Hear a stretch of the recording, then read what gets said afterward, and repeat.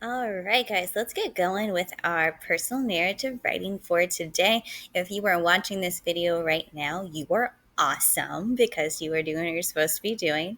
And if you continue to watch this the entire video through the entire lesson, then you are even more awesome. You're my hero.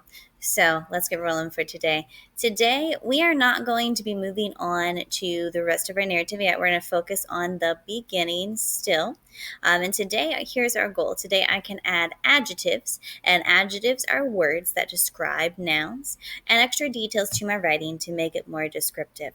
What you want to do when your readers are reading this is you want them to form a picture in their mind. They don't see the sketches that you drew, so your job is to use words to draw that picture in their mind. Okay, so what we're going to do today is we're going to go back to the beginning that we started last week, and we're going to see if we can find some places where we can put some adjectives. Okay, all right, so let's take a look at what we have so far.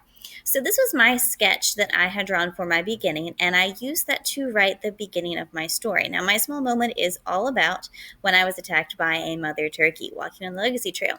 So I came up with my beginning right here. So I set up the three important things I had to tell: when it was happening, where it was happening, and what was going on, as well as who's there. So we came up with this. One day last summer, I was walking at the Legacy Trail with my friends Kelly and Sharon and my dog Jax. As we were walking across the bridge, we saw a baby bird sitting on the railing. So that sums up this picture right here. I've told when it's happening last summer. I've told where I'm at the Legacy Trail. I've said who's there: Kelly, Sharon, my dog, and myself, and what is happening. We are walking across a bridge. We see a bird. So I've completely set up that picture there. So what I want to do today is this. I am going to go back to my beginning of the story, and I'm going to be doing some things. I'm going to open up my personal narrative. Looks like this. Yours should match mine. You should have also just got the beginning done. Now listen, some of you have moved on to the middle. Don't do that yet. We are focusing on the beginning. We are going to be seeing if we can add at least two adjectives or details to make our writing more descriptive. So we're going to reread what we wrote like we just did and see if we can find places to do that. All right, let's take a look at mine and see if we can find some good places. All right, so here is my writing. And what I'm going to do is I'm going to go back and look for places where I can describe something a little more in detail. So a good place to do that is if you started like I modeled one day last summer. Yours might sound a little bit different. One morning 2 years ago. What I want to do right here is I might want to describe the type of day. So one day last summer, maybe I'll say one hot day last summer, one sunny day last summer. In this case, day, it's a noun, so I can describe it with an adjective right here. So I think I'm going to say one bright and sunny day last summer. So now the reader, they have a good picture. The sun is out, it's warm, it's bright, it's a good summer day. I was walking at the Legacy Trail with my friends. Now I have friends here. Friends is a noun. Maybe I could say my good friends, Kelly and Sharon, and my dog Jax. As we were walking across the bridge, we saw a baby bird sitting on the railing. So, when I say baby bird, that doesn't really paint the picture of what this bird looked like. Yes, it was a baby bird, but we stopped to look at it because it was a really weird looking baby bird. Like, it's awkward, it was large, but it was a baby. So I kind of want to paint that picture here. So I might say, as we were walking across the bridge, we saw I'm going to say, an awkward looking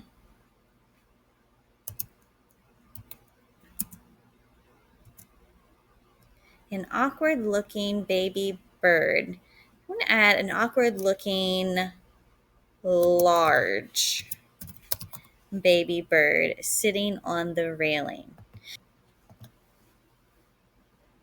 All right, so we have went through and we have found some good places where we can add some extra details. So we said one bright and sunny day last summer, I was walking at the Legacy Trail with my good friends, Kelly and Sharon, and my dog, Jax. As we were walking across the bridge, we saw an awkward looking large baby bird sitting on the rail. So all of those details are helping to paint a better, more clear picture for my readers. So today I want you to try that same thing. Before we move on and say, go try it, I do want to show you some of the writing that you guys turned in already and give you some feedback on what you've already wrote. So let's take a look at some of our friends. All right, so we have Henry. Henry has wrote the beginning of his story. His small moment is about Kings Island. So he said, one afternoon last summer, Henry, I really, really love how you set that up. One afternoon, I know when it's happening. It's last summer. My family and I went to Kings Island. We went to Kings Island because I wanted to ride the floats in the river, but there were people in already in it. That part doesn't quite make sense. Maybe go back and check that part right there. So we waited in line. I really like some things that Henry did here. So Henry did a really great job of being clear about when and where this was happening and what was going on at the beginning. They were waiting in line. So Henry, great job. I think you just should check to make sure that it makes sense there and see if you can add some extra details in there. For example, like what type of afternoon was it? Think about how I did bright and sunny, dark and gloomy, hot, cold. Can you describe that? My family and I went to Kings Island. We went to Kings Island because I wanted to ride the floats in the river. Well, you wanted to ride the floats. Could you maybe describe the floats? But there were people in I think you wanted to say there's people in line already, so we waited in the line. So if there's people in line already, what kind of line was it? Is it a short line? Is it a long line? See if you maybe can add those extra adjective details in there. Now, we also have Jackson here. So Jackson said, a few years ago, one morning, I was at Kings Island. I was about to get on a roller coaster with my dad. So he did a really good job of those three things that we talked about. He was very clear about when, a few years ago, one morning, where was he at Kings Island, and what is he doing? He's about to get on a roller coaster with his dad. So don't forget to capitalize Jackson Kings Island because that is a proper noun. I see Henry did that right here. Kings Island is both capitalized. Great job. But maybe going back Jackson and thinking about what other details might you add. For example, what type of morning was it? Was it cold? Was it dark, bright, sunny? Can you describe that? You're about to get on a roller coaster. Maybe you could describe that roller coaster. Was it big, scary? Does it have a name? Add some more details there to be clear. All right, so we have two more. Our next one is Cameron. And Cameron, I really wanted to talk to you about yours because I have some questions. So you said, I was walking out of the garage to play basketball and a bird flew by and pooped on me. So in this, my question is this your whole story? It's all about the bird pooping on you? Or does the bird poop on you and then other things happen? I feel like the bird pooping on you is the main thing that you're writing about here. So I kind of feel like the bird pooping on you, you should save that for the middle. And we need to kind of set up what's going on. So here is my feedback to you, Cameron. I think that this is your small moment idea. I think maybe it should go right here, not just the beginning. So we have to kind of think about how to set up your story. So you could start by saying one day, one morning, one evening. When was this happening? Last summer, 2 weeks ago, a year ago. Kind of set that up for your reader. And maybe you're going to say, one morning last summer, I was going to play basketball outside of my garage by myself or with my brother or who else is there, to be a little more specific there. And then you can go back and think about what kind of details and adjectives can you add to make that more specific. If you have more questions, ask them. Okay. And then I also have Landon. He is our last one today for feedback. He said, I went to Pensacola, Florida with my family on vacation a couple years ago. We stayed in a condo that had a balcony that looked over a beach. So you've done some great things. You did a great job of being clear about where you are. You're in Pensacola. You are doing this a couple of years ago, so I know when it's happening. And you are staying in a condo. My question for you, though, is this. What is happening at the beginning of your story?